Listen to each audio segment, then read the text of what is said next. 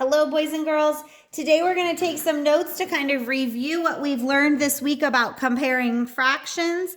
And then I'm also going to show you another method if your numerator and denominator are different. So I am in my math notebook and I have gone to the next clean page in my notebook. At the top, I'm going to write comparing fractions. Comparing fractions. So remember, comparing means greater than, less than, or equal to. So the first thing we look at when we're comparing fractions are the numerators are the same. And if the numerators are the same, then we focus on the denominators. So remember, numerators are the numbers on top. If the numerator is the same, meaning I'm getting one piece regardless or two pieces regardless, I focus on my denominators. Remember, the denominator is my equal parts. And this is where we talk about that. The more we cut the whole, or the more people that come to the party, the smaller the pieces.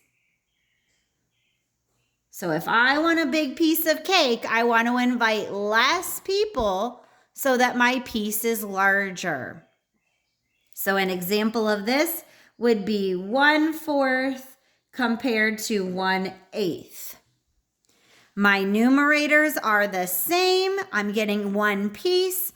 I focus on the denominators. So I have 4 versus 8. If I have 8 people cutting, I'm cutting it more, which means my piece would get smaller. So 1/4 is greater.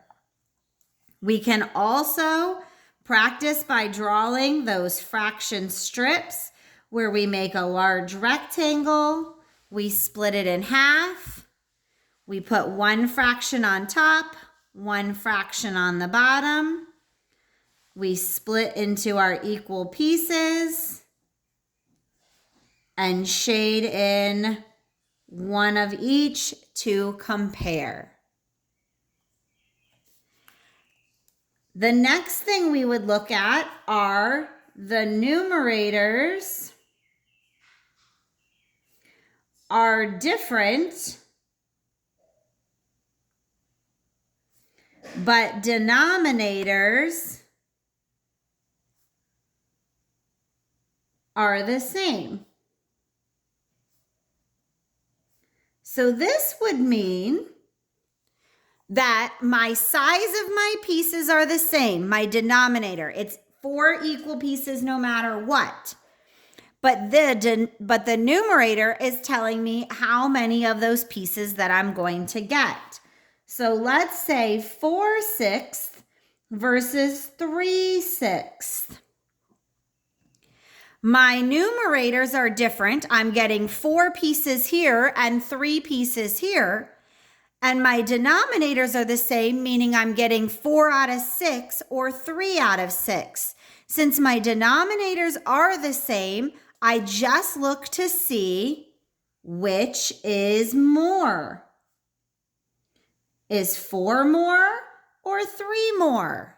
Well, 4 is more, so I'm going to say 4/6 is more because I'm getting 4 out of 6 pieces instead of 3 out of 6 pieces. If none of them are the same, then we go to what's called the butterfly method. So butterfly method is when no parts are the same. And this is important. If my denominators are not the same and my numerators are not the same, we're going to use what's called the butterfly method.